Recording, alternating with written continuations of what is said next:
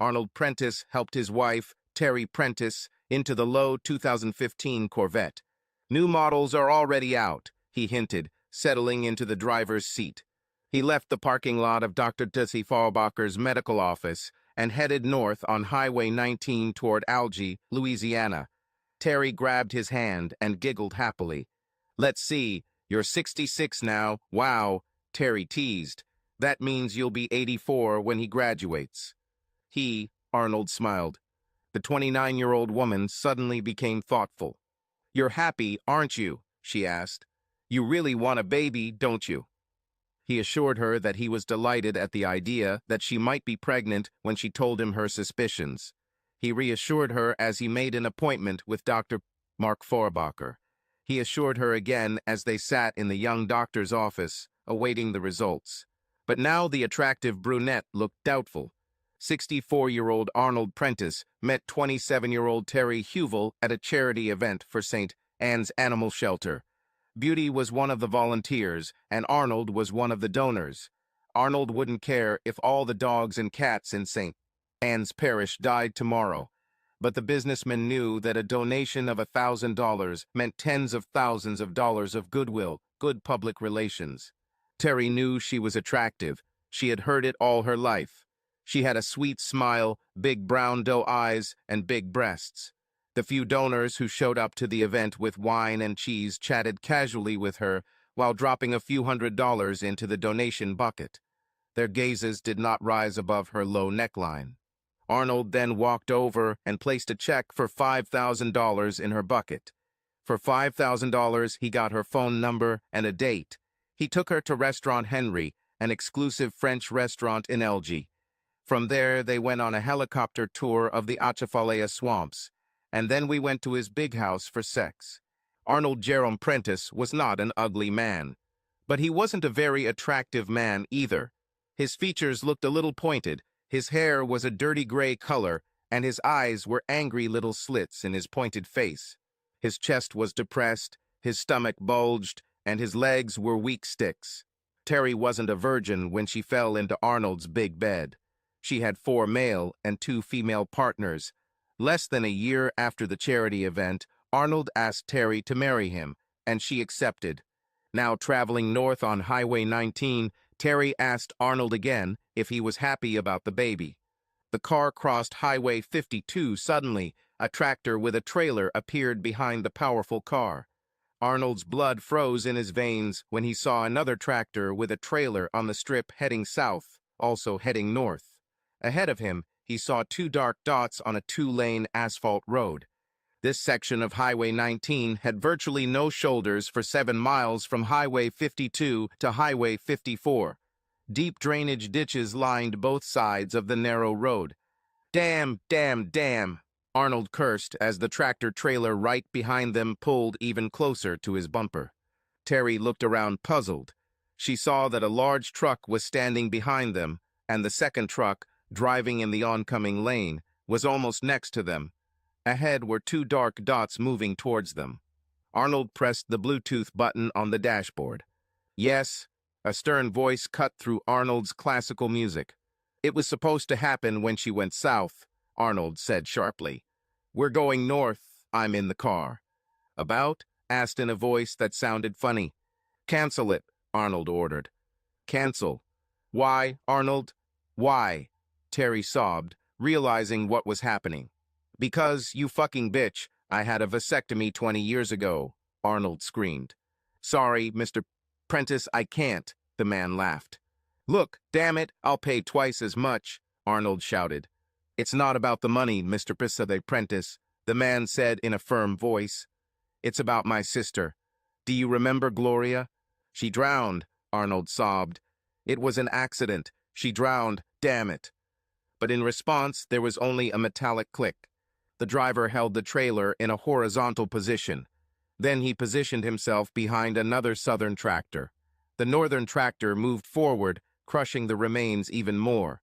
Then the tractor with a trailer, moving in a northerly direction, moved in the oncoming lane, reversed, turned into the right lane, and also ran into the remains of the unfortunate car.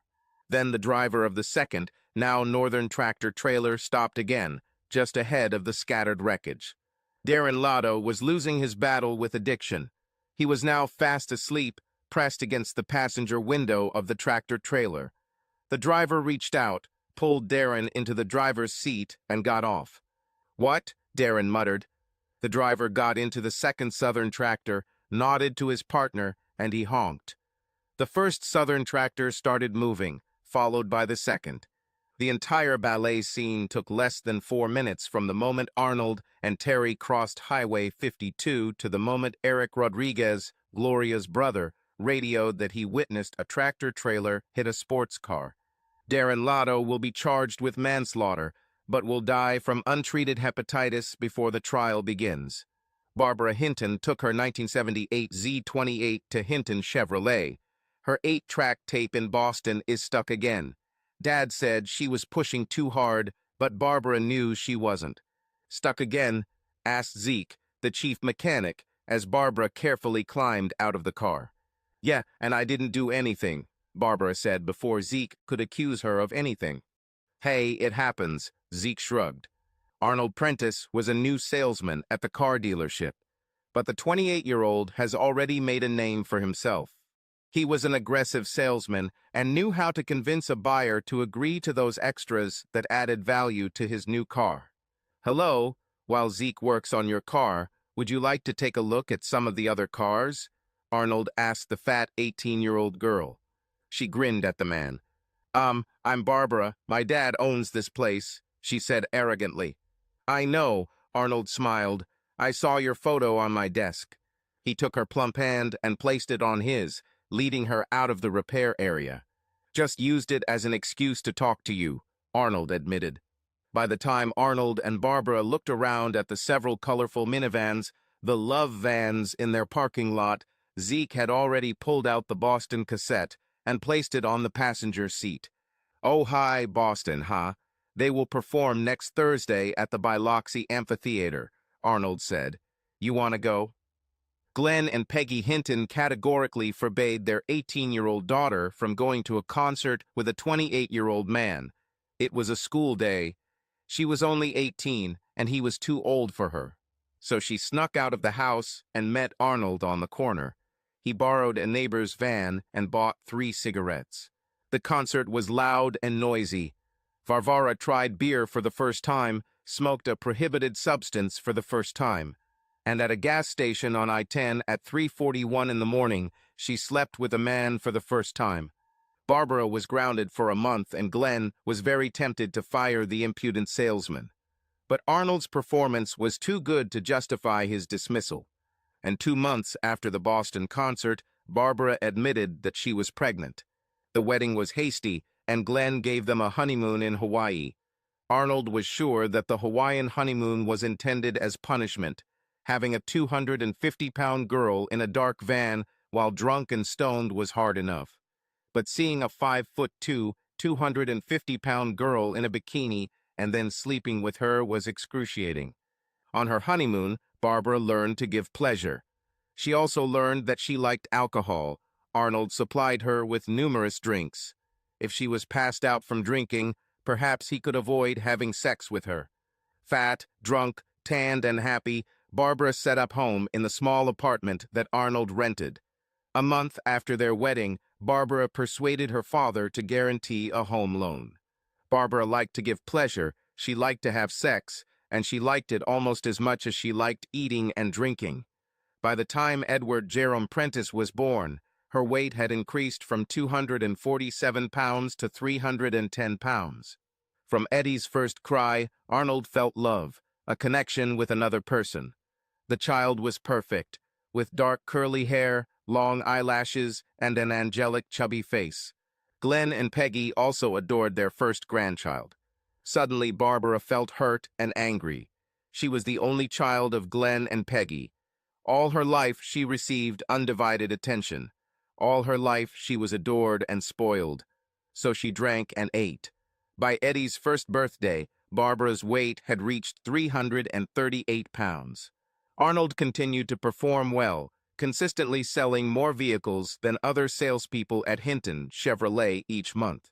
"So, Prentice, what's your secret?" asked the older, more experienced salesman. "It's simple, I don't care," Arnold said. "I don't care about their little problems, about their mortgage, about their high-interest loans, about how many children they have. The only thing that matters to me is that they leave here in one of my cars." Glenn suffered his first heart attack 2 days after Eddie's 4th birthday. His second heart attack turned the big, stoic, gregarious man into a babbling, slobbering, clumsy man. Arnold approached Glenn and Peggy with an offer to buy the Hinton Chevrolet from them.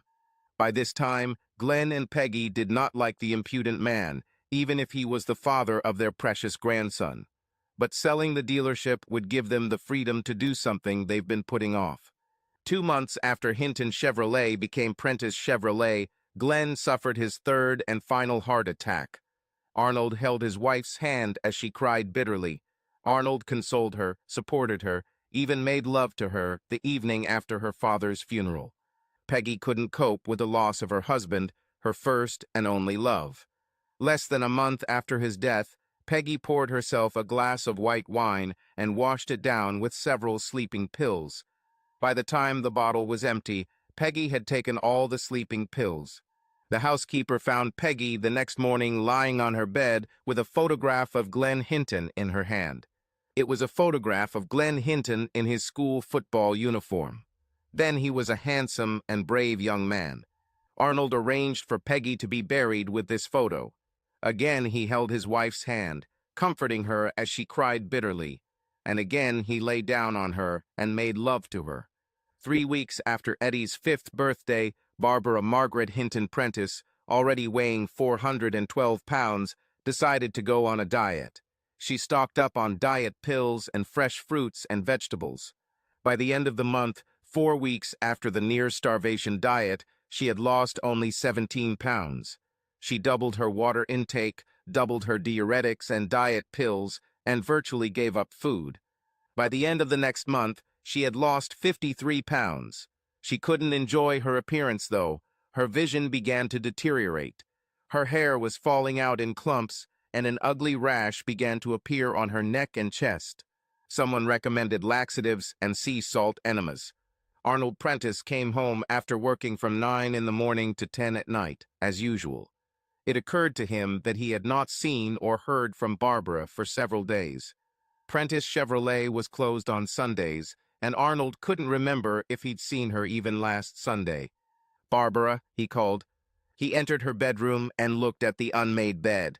He pursed his lips. An unmade bed was one of his many annoying habits. It looked sloppy. "Barbara," he called again. He gathered his courage and opened the door to her bathroom. Other people's bathroom habits were very unpleasant for Arnold. One of his first actions after purchasing Hinton Chevrolet was to install a private bathroom in his office. "Barbara," he called, not wanting to go into her bathroom. "Arnold," Barbara gurgled, leaning against the wall, sitting on the toilet. Arnold called an ambulance. University Medical Center in Lafayette, Louisiana, sent an ambulance, and 2 paramedics struggled to lift the severely dehydrated Barbara onto a stretcher. But as she struggled and strained, her heart gave out, and she died of heart failure before paramedics could get her out of the bathroom. Arnold J. Prentice gives an excellent performance as the grieving widower, and as the husband of the only child of Glenn and Peggy Hinton, Arnold made good money playing the grieving widower. He remained single for 4 years. This does not mean that he remained chaste, but none of his guests stayed longer than a few nights.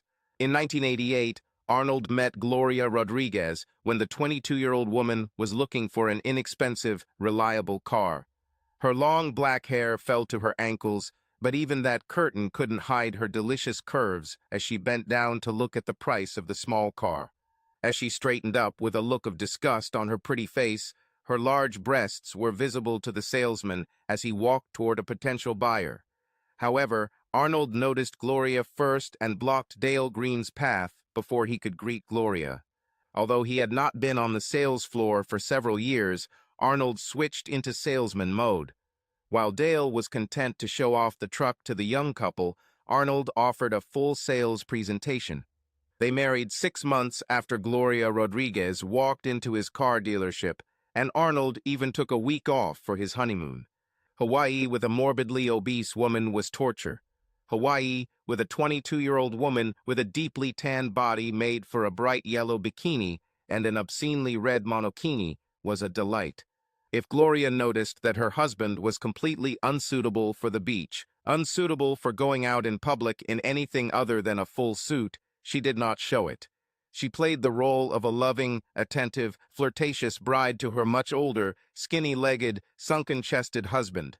Alone in their hotel room, Gloria demonstrated her sex skills to Arnold. 7 months after their wedding, Gloria was sitting at breakfast, eating her usual waffles with strawberry jam. Suddenly, she jumped up from the table. She barely made it to the bathroom before she vomited out coffee and 3 bites of waffles. Arnold was disgusted and pushed his own plate away. He hurriedly left for work. At lunchtime, he called Gloria, and she assured him that she was now feeling well. The next morning, she managed to eat a few bites again before she felt sick. This time, Arnold came to a conclusion and happily called Dr. T.C. Morris, the gynecologist who helped Barbara with Eddie's birth. "But I take pills," Gloria sighed. "Accidents happen," Arnold replied happily. At Dr. Morris's office, the old doctor performed a routine exam, drew blood, and promised results the next day. While they were in his office, Gloria began coughing, a dry, hoarse cough. "Darling," she croaked to Arnold, "can you bring me some water?" Arnold stood up and left the office. Then he pressed his ear to the door. "Doctor, is there a way to determine the race of this child?" Arnold heard. He took a cone-shaped glass of water from the cooler and brought it into the office. "Thank you, dear," Gloria smiled. Arnold sat up and looked at Dr. Morris. He noticed that the old man could hardly meet his gaze. Arnold also noticed that Gloria was looking into his eyes completely calmly. "Like I said, the results will be out tomorrow. Call me in the morning, okay?" Dr. Morris said, clearing his throat. 4 days later, Arnold detained a sobbing Gloria as she told him about her miscarriage. Her tears were real. Gloria was a Catholic and believed that abortion was a grave sin. But she was more than a little afraid of Arnold. He had money, he had power, and he was a real sociopath. She noticed that Arnold Prentice had absolutely no empathic abilities.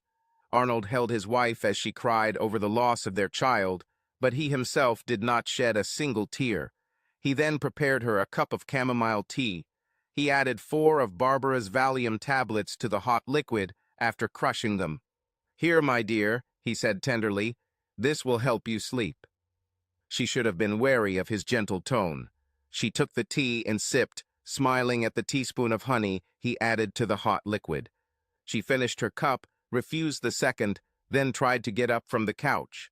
Her legs did not obey her, and she swayed. "Let's go, dear," he said cheerfully. "Maybe some fresh air." "Arnie, it's cold outside," she muttered as the cold March wind swirled around them. She struggled with him while he undressed her. "Arnie, here. We're outside," she muttered. "Come on, I just lost my baby. I don't want to make love." Arnold led her to the pool. She muttered something and stumbled. "Arnie, it's too cold. I don't want to swim," she complained. The ice water brought her back to her senses a little, but in a state of drug intoxication, she was unable to resist Arnold when he, fully dressed, jumped into the water and began to drown her. When he simply couldn't stand the cold any longer, he pulled Gloria by a handful of her long hair onto the steps and pulled her out of the water. Then, leaving wet trails all over the house, he went to the kitchen telephone and dialed 0 for the operator. April Boudreau came to interview for the position of personal assistant to Arnold J. Prentice. She was a plump, vivacious 19-year-old with long brown hair, big brown eyes, 34DD breasts, and a deliciously round ass. She couldn't type at all. Her Cajun accent was so strong that Arnold could barely understand her words. Many of his clients couldn't understand it either. But the 19-year-old girl loved to have sex. She also taught Arnold Prentice how to satisfy women. 4 months after she was hired, the short girl walked into Arnold's office, closed the door, and looked at him. "Well, we got me pregnant. What are we going to do about it?" she asked. Arnold proposed to marry her, and April stared at him for a moment. "I made one mistake. I don't want to make a second one," she said. "How do I even know that this is my child?"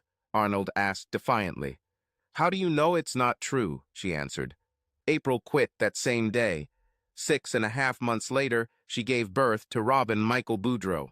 Arnold saw him 3 days after birth and knew without a doubt that it was his son. Robin had the same long eyelashes and the same dark curly hair as Edward Prentice. Even his loud screams were reminiscent of Eddie's screams. Still, April refused to marry Arnold. Savannah Mortensen came into Arnold's life, the same way April did, by applying for a personal assistant position. She was a tall, leggy beauty with long red hair and large breasts. The hair color was from a bottle, and the breasts were done by a skilled surgeon, but Arnold did not care about such improvements. Since April cost the stingy man $1,200 a month, Arnold and Savannah agreed that they did not want children. Arnold had a vasectomy and Savannah cared for him while he recovered. The 24-year-old beauty smiled as Arnold complained of discomfort and wondered if she should tell him that she had already had her tubes tied at age 21. She decided there was no point in telling him. After all, this is already in the past. Savannah didn't want children, she never liked children, and Savannah hated Robin Boudreau, Arnold's son. The vasectomy ensured that once she got rid of Robin, Arnold's entire fortune would be hers and hers alone. Getting rid of Arnold wouldn't be a problem. He had diabetes and took oral insulin every day. He did not eliminate sugar and carbohydrates from his diet, claiming that this is what insulin is for. He had high blood pressure, but refused to eliminate salt from his diet. He had high cholesterol and joked that his blood was the consistency of toothpaste. April looked into Savannah's cold eyes and refused to leave her son alone with this woman. This suited Arnold. He really had very little time for the child. He had a car empire to manage. Since the state of Louisiana relaxed its blue laws so he could be open on Sundays, Arnold has typically worked 7 days a week. This also suited Savannah. There was no need to babysit her husband's stinky baby, and no need to spend time with her husband, which meant she could do what she loved, spend Arnold's money. One of her expenses was something that Arnold fully approved of. Savannah loved silk lingerie and enjoyed the feel of silk stockings on her long legs. Another expense that Arnold fully supported was enlarging Savannah's breasts from 36E to G. The same skilled surgeon also added collagen to her plump lips, tightened the skin on her neck and throat, and performed a chemical peel. Arnold spent several $1,000s improving his wife's appearance, but it would be weeks before the pain went away and he could enjoy the improvements. "Damn, I could buy a new TV with that money," Arnold complained the first time Savannah refused to please him. But a new TV wears out over time," Savannah muttered smugly, "and these breasts will be there forever." In 2004, the day after Robin's 11th birthday, Savannah was undergoing another minor procedure when she had a reaction to the anesthesia. Savannah was right. Her breasts will truly remain forever. Long after the worms have chewed through her flesh and her bones have turned to dust, her implants will remain. Even after the death of his wife, Arnold did not find time for his child. He just kept sending monthly child support payments to April. Robin's father smugly told the young man that he didn't go to college, but was still able to make a name for himself. Robin Boudreau agreed, but reassured his father by pointing out that academic knowledge combined with natural talent would be an advantage for him and his father. Arnold gave his son little encouragement or help. On the contrary, his hostility towards his son grew. Since Robin was in college, Arnold was obligated to continue sending April his hard-earned money. At least his son had finally accepted that Arnold was a busy man who didn't have time for him. Arnold celebrated the day Robin graduated from the University of Louisiana at DeGard with a degree in business administration. Arnold did not attend the ceremony. He didn't give Robin a graduation gift. There was no receipt from him, no watch, no cufflinks. There was a phone call, a voicemail on April's answering machine, happily announcing that her ride on the Arnold Jerome Prentice Grave train was finally over. Arnold, seriously, Terry said sharply, her beautiful face distorted with displeasure. What? Arnold snapped at his wife. It's not your damn money. No, but it's your baby, Terry replied. Seriously, we will have a child. Will you do the same with her? With him, Arnold said contemptuously. There's nothing but boys here, he said, conveniently forgetting about the vasectomy. A few weeks after this little argument, Arnold looked displeased across Highway 19. There was some construction going on there, kicking up dust and dirt. So every evening, after the men stopped working on the heavy equipment, he had to pay 4 college girls to stand in the heat and wash and wax his cars, keeping them free of dust and dirt. 4 cheerleaders from the University of Louisiana at DeGard turned heads as they washed and waxed cars, cheerfully splashing each other and strolling around in their bikinis. But this was a waste of money that Arnold would have preferred to avoid.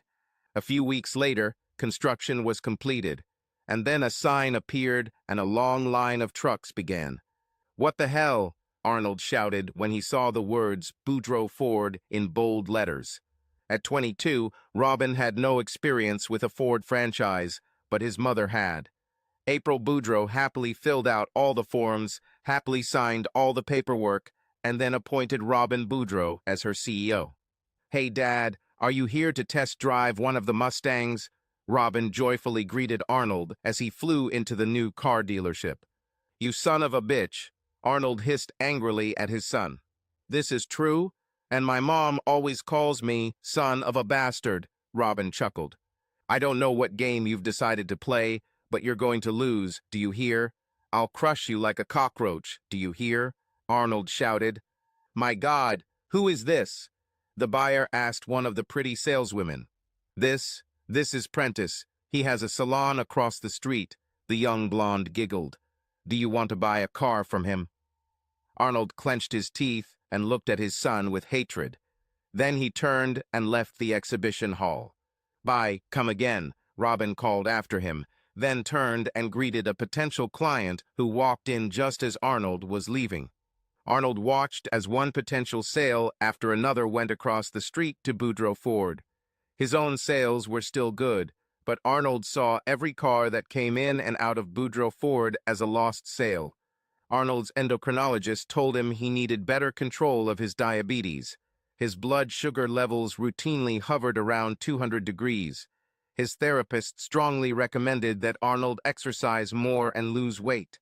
Arnold, you are a perfect candidate for a stroke if you don't get your blood pressure under control, Dr. Faulbacher said.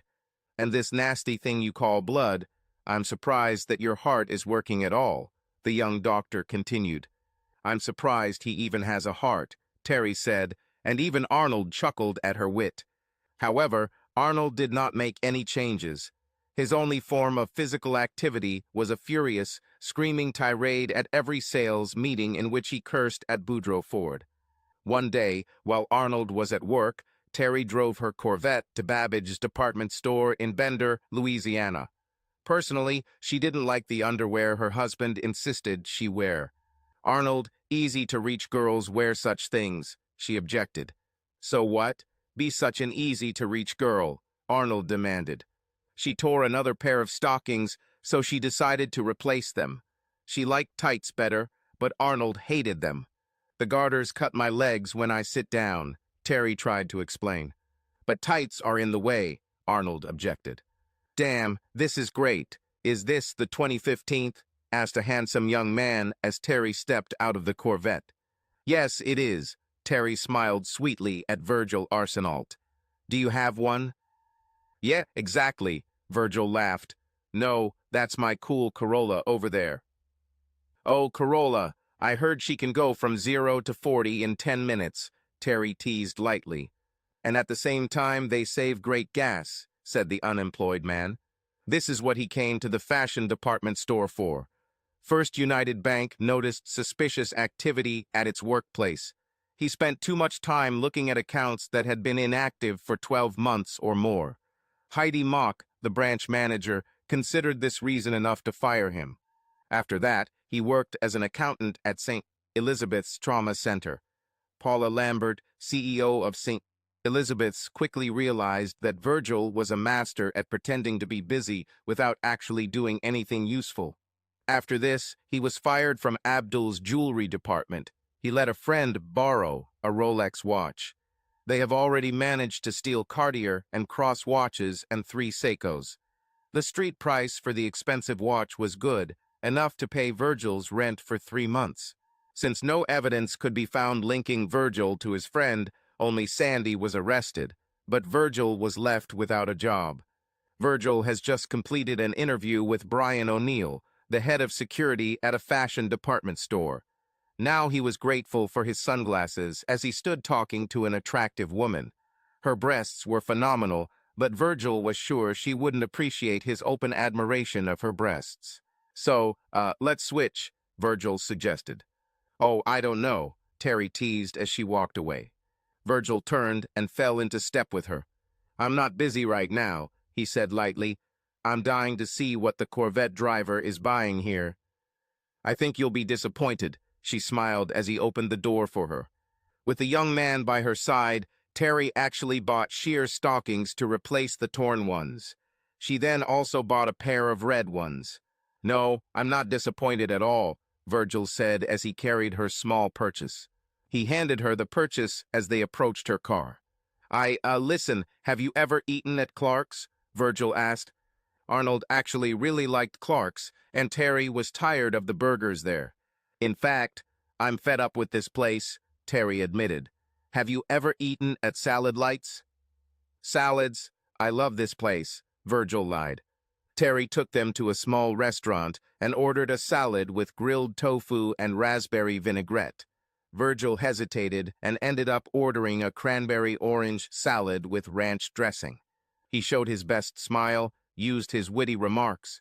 He tried to humiliate her husband slightly and nodded in satisfaction when Terry did not defend Arnold. When Terry suggested a walk to burn calories, Virgil noted that he was not at all dressed for such an activity. Then Terry took him to his apartment and watched him undress. Like her husband, Virgil had a slightly thin build, sunken chest, slightly protruding belly, and thin legs. They didn't go for a walk. And after Virgil had sex with Terry, she drove him to his Toyota Corolla, which was still parked in Babbage's parking lot, then drove off. Hell yeah, Virgil laughed to himself.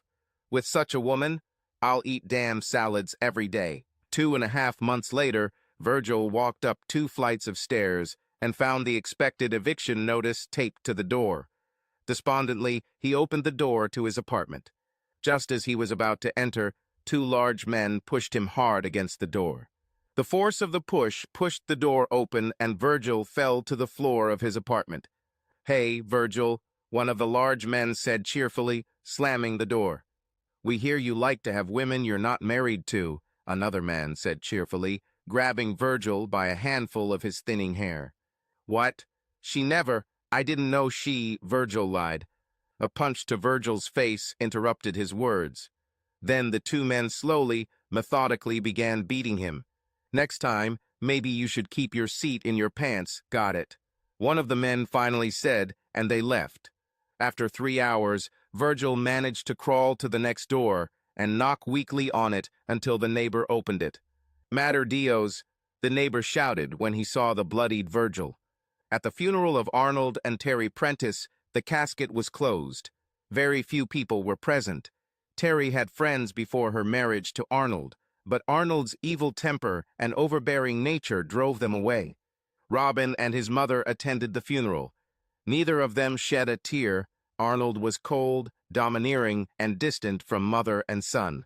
Arnold's staff made symbolic visits, but none of them cried. So what happens to Prentice Chevrolet now? Robin asked his mother. Dude, I don't know, April admitted. But this is a franchise. I think they'll probably take it back. Robin contacted General Motors about continuing the franchise. General Motors agreed to a temporary continuation until its accounting team reviewed Prentice Chevrolet's financial records. The day after burying his father and stepmother, Robin put on his best suit and drove to the Prentice Chevrolet. He waved to his own showroom, then abruptly opened the door to the Prentice Chevrolet showroom. A group of sellers stood in the corner. Robin waited, but the 5 men and 2 women did not approach him. A young woman with rather large breasts sat at the table and smiled at Robin. She pulled her long red hair back, but looked depressed as Robin walked up to the group of salespeople. "Sorry," he said calmly. "Yes, yes, now, old man," the large man said without even looking at Robin. And then the old man says, "Hey, who the hell shaved my beard?" The audience laughed. Robin walked up to the red-haired woman. "Hi, how can I help you?" she said cheerfully. "Yes, that guy in the blue jacket. Who is he?" asked Robin. "He? This is Guy. He's a sales manager," the girl said, her beautiful face distorted with obvious hostility. "Which of these tables is his?" Robin continued. "This one, right here," the girl said, pointing to the table with a perfectly manicured nail. "Hey, well, how can I help you?" Guy asked as Robin sat down at his desk. "Now, Guy, you can take your things from the table," Robin said, standing up again. "You are no longer needed at Prentice Chevrolet." "What you said?" Guy roared, turning pale. "The same goes for all of you," Robin said loudly. "I entered your showroom. The only one who greeted me was the young woman at the table. If you value standing around and telling each other jokes more than clients, selling is not your business." "Who the hell are you?" shouted another salesman. "Robin Boudreau, General Motors spokesman. Do you doubt my right to fire you? Call Steve Crowley in franchise," Robin said loudly. "I have his number if you don't know it." Under threat of violence and lawsuits, 7 vendors left the building. All this time, the red-haired girl sat at her desk, frozen in shock and fear. "By the way, what is your name?" Robin asked, watching the street through the glass windows. "Maddie," the girl said. "Matilda Bryan, but everyone calls me Maddie." "When do other salespeople usually come?" asked Robin. "They don't come," Maddie said. "You just fired them all." "Really?" Robin laughed. Within an hour, a job posting appeared on ZipRecruiter. They also advertised on Indeed.com. This was followed by an announcement on LinkedIn. "Maddie, you're the new sales manager," Robin said, leaning back with satisfaction. "Thank you, sir," Maddie said. Who are you?" "Robin Boudreau," said Robin. "From—" Maddie began, pointing to the car dealership across the street. "From—" Robin smiled. "So Mr. Prentice was your father?" she asked. "Yes, but really, he was just a donor," Robin admitted. The following week, Robin, Maddie, and sometimes Bobby, the chief mechanic, were working in the sales department at Prentice Chevrolet. Many of those interviewed for sales positions simply did not have the skills to work in this area. "If you can't sell yourself enough for me to hire you, how are you going to sell someone a 30,000 car?" he asked more than one candidate. But eventually he had a sales staff of 7 bright, energetic young salesmen. General Motors completed its investigation and agreed that Robin Boudreau could continue to operate her franchise. Either they never connected Robin Boudreau and Boudreau Ford, or they just didn't care. But with 2 car dealerships at his disposal, Robin worked as hard as he could. He left home at 6 in the morning and did not return until 10:30 or 11 at night. Maddie and Benita, his 2 sales girls at Prentice Chevrolet, made it clear to Robin that they would be happy to accommodate his every need. Simone and Clara made similar proposals across the street in Boudreau Ford. However, Julia made it clear to Robin that she was willing to take care of Simon or Clara. "Great," said Robin. "Can I have a look?" "Maybe you'll learn something," Julia smiled. One night, Robin came home to find that his milk had turned sour. There were lumps floating in it. The cheese took on an unhealthy color, and the bread could be used as a blunt instrument. "Damn," Robin said. Arriving at the Burns and Burns grocery store in Algie, Robin noticed that at 11:41 at night, there were very few people shopping there. "Hello, welcome to Burns and Burns," the attractive young cashier smiled. "Hello, thank you," Robin smiled. The girl watched a handsome young man in an expensive suit as he pulled the cart out of the counter and walked on. Then Sage Smith cleaned her optical scanner again. Then I cleaned my conveyor belt again. Dolly, the only other cashier, just leaned tiredly against her cash register, bored. Dolly didn't even bother to return the extra items that customers had rejected. Sage smiled sweetly at the two young men as they approached her cash register. They had 2 6-packs of St. beer, Elizabeth Lager, a bottle of cheap bourbon, a bag of corn chips, and a jar of salsa. Party, she smiled as they placed their purchases on their belts. Oh yeah, you know that girl. The young African-American man smiled, showing off a gold tooth. His white friend simply shook his head to the inaudible melody. Identification, Sage asked. I fucking left it in the car, you know. The young African-American man smiled. Run and get it, Sage said. You. ID. Lost, said the young white guy. Too bad, I'm not going to do this without ID, Sage said. I told you, don't come here again, Dolly shouted. Fucking bitch, both young men growled at Sage. Both of you, don't come back, okay? Night Manager Jr. barked. Damn it, fuck you, the African-American began until he saw how big Junior was. Yes, do you think you can? Junior smiled, leaning down to approach the no longer so confident young man. I'll put it away, Junior. Sage smiled. Thank you, she said, without smiling. Junior was 6 feet 8 inches. He played football and basketball in high school and college. Then 9/11 happened, and he felt it was his patriotic duty to join the US Marines. Junior walked thanks to his prosthetic leg, but now he had no left arm. However, the giant was not embittered. He saw it as his duty, and the loss of his leg and arm was simply his price for American freedom. There are friends who have paid the ultimate price, he would tell anyone who asked. 4'10" Sage Smith knew Junior liked her a little. She herself perceived him well, but he was 35 years old, almost twice her age. Plus, the thought of being touched by someone who was missing a limb made her feel more than just mild discomfort. How are you, sir? Sage heard Junior ask a handsome young man in a suit. Fine, and you? Robin asked the big man. If things had gone better, I would have thought it was a dream. Junior smiled widely. If things had gone better, I would have thought it was a dream, Robin muttered to himself. If things were going better.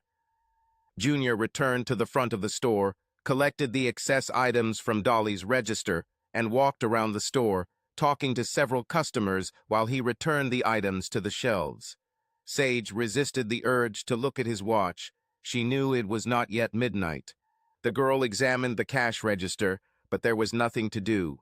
Nothing could kill the boredom until someone brought her purchases to her cash register. She worked at the Burns & Burns grocery store for just over a month. Her mother and stepfather mocked and ridiculed Sage, pointing out that they did not work and earned almost $1,700 a month. More if you count free housing. Damn, there's more to life than just sitting around getting pregnant, Sage said. Oh, I forgot, her mother Amy snorted. You're white. Yes, I'm white. Look in the mirror. Mom, you're white too, Sage snapped. Sage Smith was Amy's eldest daughter and her only white child. While pregnant with Sage, Amy met Dwayne Jones. It was love at first sight for 4'7" Amy when she laid eyes on 6'3" black Dwayne Jones. Sage was born with fiery red hair and skin as white as a sheet of paper. Sage? Asked midwife Amy. How do you spell it? S-A-G-E, Amy explained patiently. C. Smith. Everyone there is called a Smith. You know what I mean. But my baby will have his own name. You know what I mean. Uh-huh, said the midwife. Looks like a sage. But it's Sage, Amy insisted. Now, at 18 years old, Sage had 2 sisters, Age, pronounced Ajay, and Lage, pronounced Lajay Smith, and 2 brothers, Fremont, pronounced Fremonte, and Tremont, pronounced Tremonte Jones. The handsome young man had apparently finished his shopping and approached Sage's cash register. Sage ran her hand through her ankle-length strawberry hair and smiled. Hi, how are you? The man said as he placed his purchases on the conveyor belt. He lives alone, Sage thought, looking at his purchases. His bare left arm also indicated that he was alone. They went shopping, chatting mostly about nothing. Your count is 8119, Sage said. Robin swiped his card and entered his PIN. Sage, that's an unusual name, he noted, reading her name tag. Well, I'm an unusual girl, she flirted as she hopped off her box and began putting away his groceries. But it is pronounced Sajay. So what time do you finish, Sajay? He asked. 6, she said and jumped back onto her box to press the print button on the cash register. In the morning, Robin was surprised. 9 to 6, Sage agreed. Have you ever had breakfast at Dusty's? Asked Robin. No, I had lunch there once, Sage said. Their brisket sandwich. They have the best breakfast anywhere, Robin said. Biscuits the size of your head, the best milk gravy. Damn, that sounds delicious, Sage said. So, I'll pick you up at 6, Robin asked. Sage blinked her large green eyes at the handsome man. Then she smiled. I'll be very hungry, she warned. I forgot to bring lunch with me again. I'm in a red Mustang, Robin said, pointing down the street. He arrived at 5:50 and sat waiting. There weren't many more customers in the store at this time of day than there had been the night before. Through the glass doors he watched Sage work. She was short, so short that she had to stand on a box to operate the conveyor belt and cash register.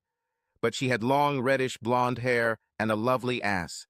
Her breasts stretched out her Burns and Burns uniform, although the uniform itself was roomy on her arms and waist.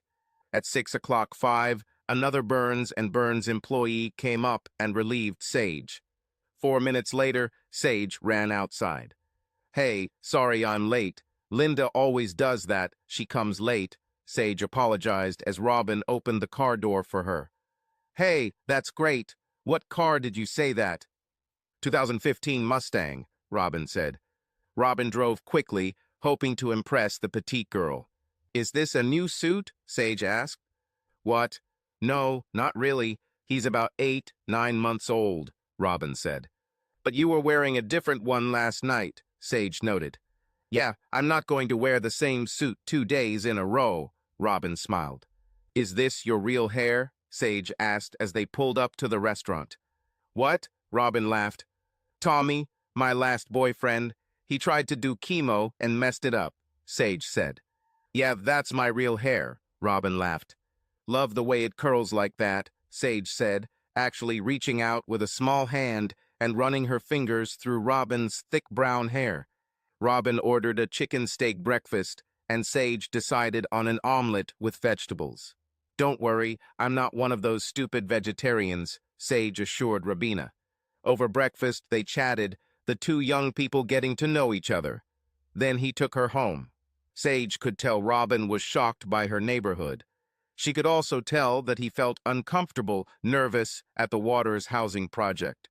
Can I have your number? Robin asked, taking out his cell phone. Of course, Sage said happily and gave him the number. Then she leaned over the console and kissed him.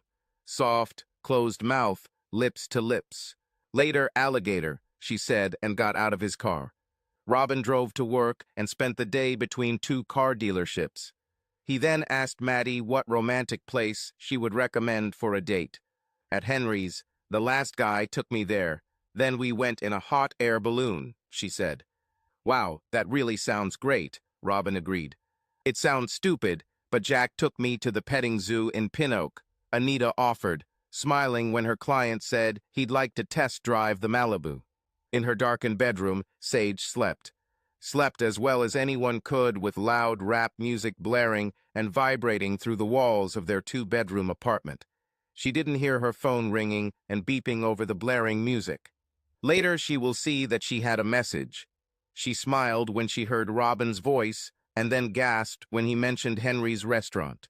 She had seen the outside of the French restaurant several times and could only imagine what it looked like inside. Girls, even white girls who live in Waters, don't dine at Henry's. She quickly called Robin and agreed to a date at 7 in the evening. Sage put on her best dress, her only dress, and took a pair of tights from her mother. I don't believe it, Robin Boudreaux. Are you leaving before 10 o'clock? Maddie teased as Robin wished her good night. Robin texted Sage that he was expecting, and she grabbed her purse. Sorry, I just didn't want to leave the car here, Robin admitted, appraising her in her tattered dress and scuffed shoes. "No, it's okay," she agreed. Metrody almost winced at the sight of Sage, but years of professional decency prevented him from doing this. The waiter and wine steward also held back their grins. Robin quietly canceled the hot air balloon ride. He then smiled as Sage wrinkled her nose at the taste of the wine. "Have you ever been to Babbage's?" he asked. "Well, yes, of course, every day, bored to death," Sage grinned. "Well, I need to go there and buy myself a tie. Want to help me pick one out?" he asked. "I think," she said. Sage had no idea what they were eating, but she knew she really liked it. She didn't know what truffles were, but the rich dark chocolate and raspberry liqueur teased her tongue and were the perfect complement to the thick, rich espresso. "Thank you, monsieur, madam," said the waiter as they left. Babbage's was another place that Sage had only seen from the outside. Robin quickly found a red tie and smiled at Sage. He pulled a strand of her strawberry hair. "What can I say? Red is my favorite color," he admitted. He then directed Sage to the pedites section. Sage looked at the dresses, saw the price tag, and almost ran away. "What do you think? A little black dress? It would probably go with tights, Sage. Do these shoes even suit you?" Robin asked the saleswoman. An hour later, Sage was in shock as they walked out of the store, a polite young woman carrying boxes of her new clothes, shoes, tights, and bras to Robin's car. "Sir, please, I can't. I'm not allowed to take a tip," the girl insisted as Robin held out a $20 bill. "Well, thanks then," Robin said as Sage slumped in the passenger seat of the Mustang. "There's no damn way I can take this home," Sage suddenly blurted out. "What?" Robin asked. "Damn, will they see those damn boxes? From Babbage's? They'll break down our door faster than shit," Sage said. "Then we'll take it to my house," said Robin. "Wanted to show it to you anyway." The house that Robin inherited from his father was almost as big as the building in which Sage lived. She froze at the sight of the 3-story building with its sparkling white columns and a coup together with a well-kept lawn. Modest hidden lighting illuminated the front gardens and illuminated the front door. Arnold installed lighting to highlight the gardens he was spending so much money on. It also served for safety. Thieves loved the dark, and there was no darkness around Arnold Prentice's house. Sage marveled at the interior of the house, and that was just in the foyer. Her mouth didn't close the entire time Robin showed her the house. That night, Robin learned a few more things about Sage Amy Smith. She didn't like wine and Henry, but she loved vodka. The second thing he learned was that due to her size, she was a pretty cheap drink, and she was an affectionate, giggling drunk. The more alcohol she poured into herself, the more affectionate she became. After her second vodka and orange juice cocktail, she gave him clumsy, open-mouthed kisses. Sage might work from 9 p.m. to 6 a.m. at Burns & Burns, but after 5 vodka cocktails, she wasn't a morning person, and she didn't consider a bowl of rice cereal and a cup of bitter coffee a good breakfast to wake up to. And as she sat down, Robin's old football jersey rode up, and Sage realized she was naked underneath. "What, oh God," Sage moaned. She covered her face with her small hands. We had sex?" she asked in a quiet voice. Robin let her suffer for a while. Then he shook his head. "No, you wanted to, but you fell asleep right after we got into bed," Robin admitted. "What, oh my God, it's still dark outside," Sage shouted as she looked through the bay windows in Robin's dining area. "Usually it happens at 5 o'clock, Robin admitted. 5? Damn, I'm going back to bed, asshole, Sage muttered. Robin almost ordered her to get dressed. He'll give her a ride home before going to work. Instead, he shrugged, finished his breakfast, then showered and shaved. "See you," he said, kissing her cheek. "Fuck off," she muttered, wrapping herself in his blanket. Julia at Boudreaux Ford noticed his joyful mood. Robin smiled and ordered her to get back to work. Another glance at the phone and Robin's smile widened. He didn't take advantage of Sage Smith's helplessness when she fell asleep after taking off her bra and pantyhose. But Robin Boudreaux photographed her beautiful naked figure. She had surprisingly large breasts for such a small, slender body. Her legs were short, stocky, and snow-white. He turned her over on her stomach and took a second photo of her lovely ass. Robin then put his old football jersey on her and let her sleep. He wondered if she was already awake. Her response was to ask where the hell he was. "I'm at work," he said when she answered the phone. "Well, how the hell do I get home?" she complained. "What time do you need to be home?" he asked, already walking to his car. "I don't know. I wonder when I'll get there," she admitted. "Well, what time do you need to be at work?" he asked. "What day is today?" she asked. She realized that she didn't have to go to work until the next evening, but she did need to wash her work shirt. "Well, put on these jeans. Yeah, the ones we bought at Babbage's. Have you ever eaten at Cowboys?" Robin said as he started the car. "Is it him? Is he leaving?" Jordan, one of the salespeople, asked Simone, another saleswoman. Sage's tight jeans and old football jersey looked sexy on the girl, and her mood has improved since that morning. When he arrived at his house, she quickly ran down the steps and got into his car. "Hey, I hope you don't mind, but I used your toothbrush," Sage said, kissing him. "Not that red one, huh?" he asked. "Well, yes, that red one," she said, "the only one there." "Oh my God, that's the one I used to clean boogers out of my nose," he joked. "Well, I washed it," she said. "What are Cowboys?" "A barbecue place, and they have great milkshakes," he said.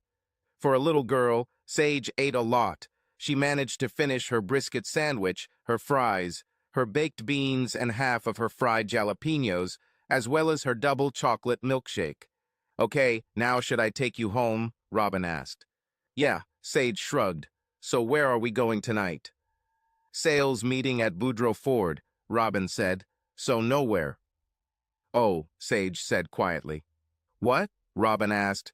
"So you're getting rid of me?" she asked, looking out the window of his car. "What? No, honey, I just need to work, okay?" Robin objected. "But we can't go anywhere after your stupid meeting," she asked. "Like where?" "The only place that's open is Waffle House. Do you really want to eat at Waffle House?" he asked her. "Who said we have to eat?" Sage asked. It was almost 11 o'clock when Robin arrived at the building where Sage lived. The noise, the sights, the smells frightened him. Everywhere he looked there was misfortune. Everywhere he looked, he saw sad or angry or emotionless black faces.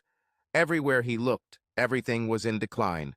Sage jumped into his car, still wearing her new jeans and his football jersey.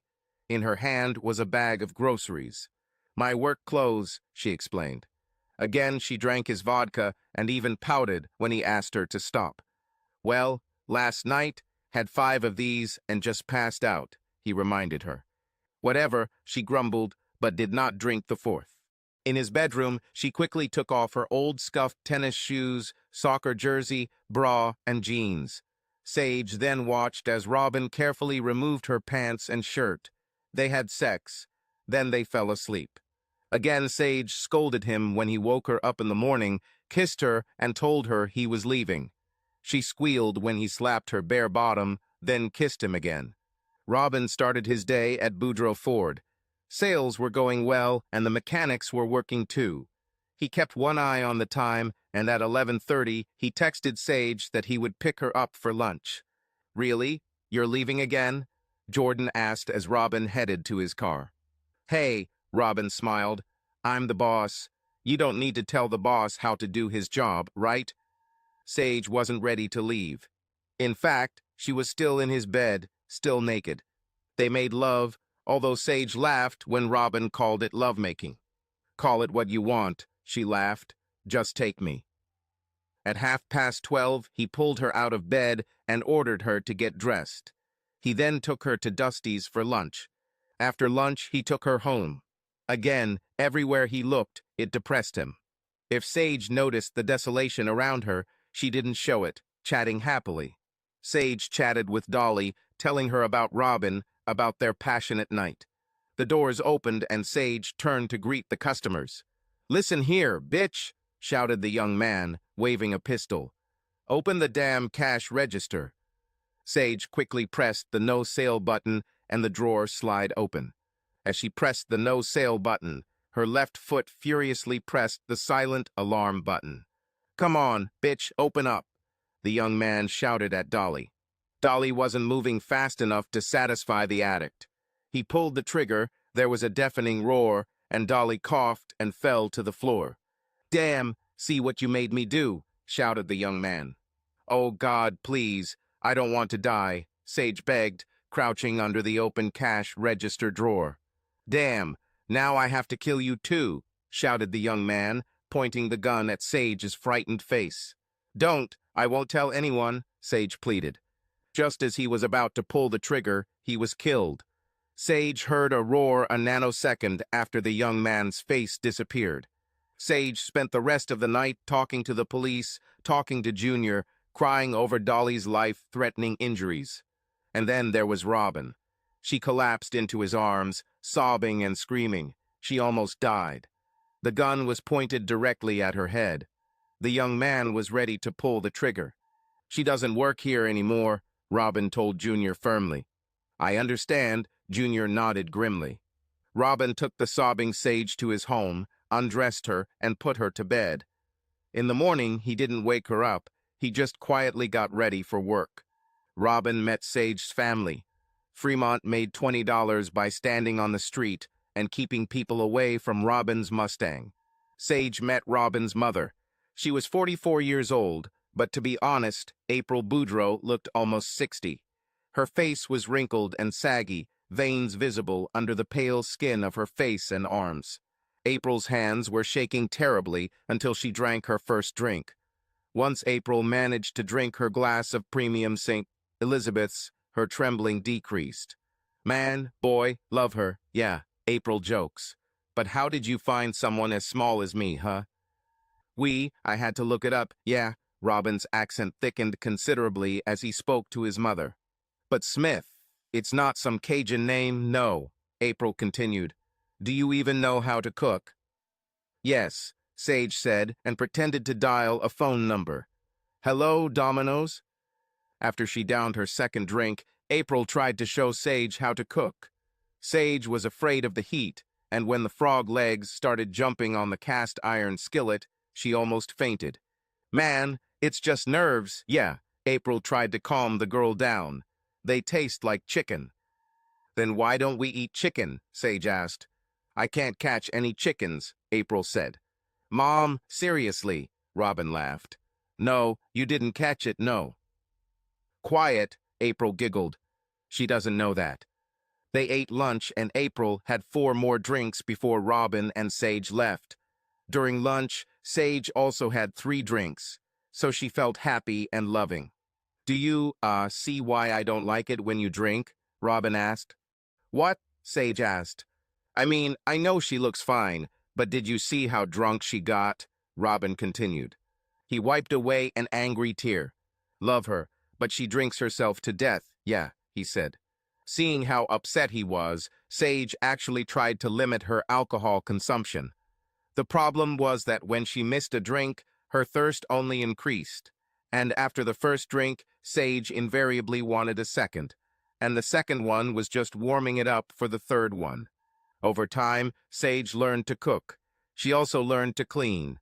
Her mother never cleaned the small apartment unless someone spilled something. Cleaning a toilet, bathtub, or sink was unfamiliar to Amy Smith, so she did not pass these skills on to her daughters. But Sage saw Robin cleaning her house, so she learned how to clean. She actually read the instructions on the cleaning bottles and did exactly what it said. "What?"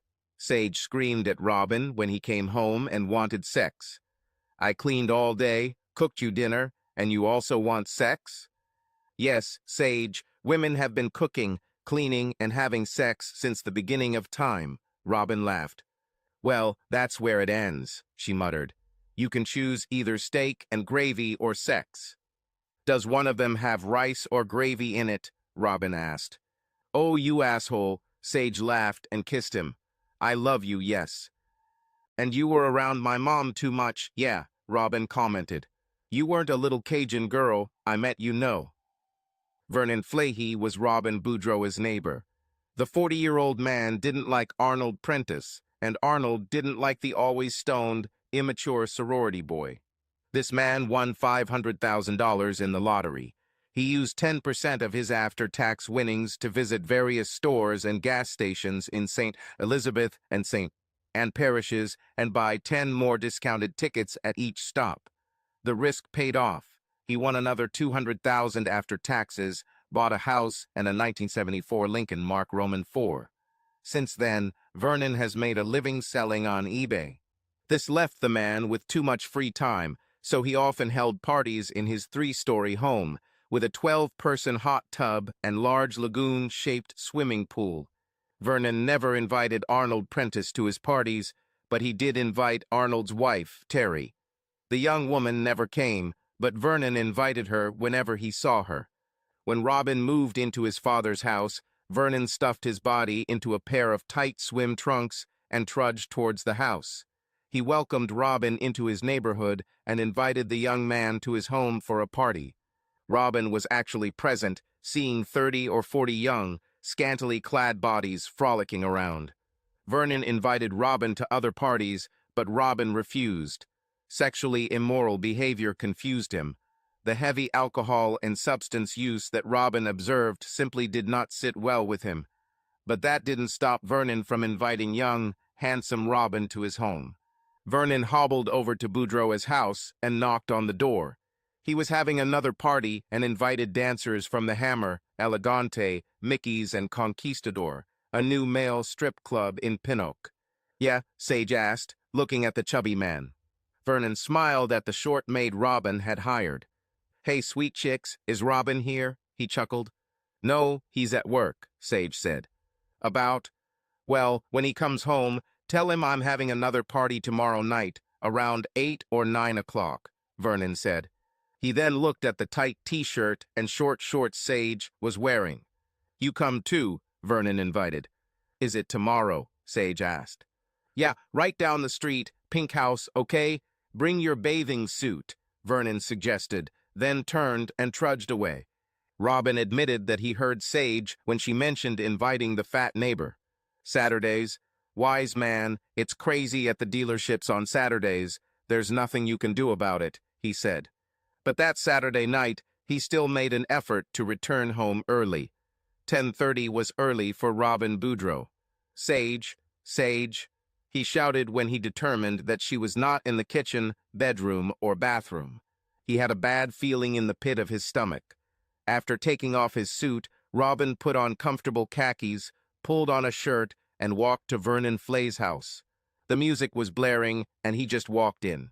There was no sign of Sage in the living room, the kitchen, or the back deck. Robin found Sage in the hot tub. She sat on one dancer's lap, while the second dancer played with her heavy breasts. Sage, Robin snapped. Hey, you made it, let me go, this is my boyfriend, giggled a drunken Sage, pushing the dancer's hands away from her chest. Hi, baby, she screamed as she climbed out of the hot tub, her bikini top flying freely. She tried to kiss Robin, but he pulled away from her. Uh-oh, Robin's mad. Why are you mad, baby? Sage asked.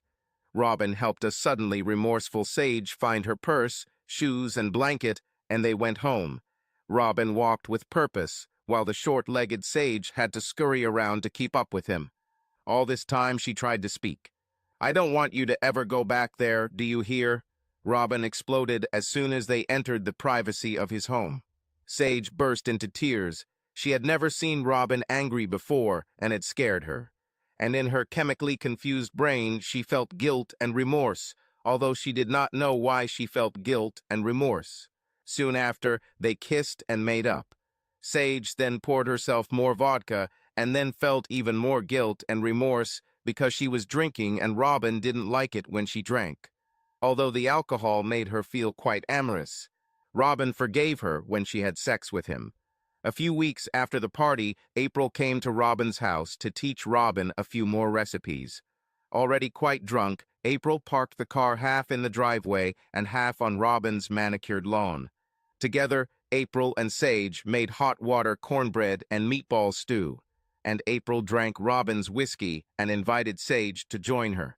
Vernon put his swimsuit back on and hobbled towards Robin's house. "Hello?" Sage asked. "Hey, there's another little party at my house tonight," Vernon said. "About 9, bring your bathing suit." "Well, Robin doesn't want me to go there, no," Sage said. "What? Robin, should I tell you what to do?" April asked. "Well, no, but he doesn't like the man, no," Sage said. But after a few more drinks, Sage decided that Robin had no right to tell her who she could and couldn't be friends with. April left the house around 9 o'clock, having to close one eye to see. Sage put on a bikini, found a tiger print cape, and walked to Flay's house. When Robin entered the house, he found Sage again sitting on one dancer's lap, while a second dancer played with her breasts. But this time they weren't in the hot tub. They were sitting on a leather sofa in the living room, and all three were naked. "Like father, like son, I guess," Robin said sadly and left the house. When he returned home, he found a jewelry box, opened it, and looked at a small rose gold ring with 2 1-carat emeralds flanked by a 1.5-carat diamond. The rose gold was pink, just like her hair, and the emeralds were meant to match her green eyes. "Yes, like father, like son," Robin said heavily again. "But hey, Dad, at least I didn't marry her before I knew what she was like, right?"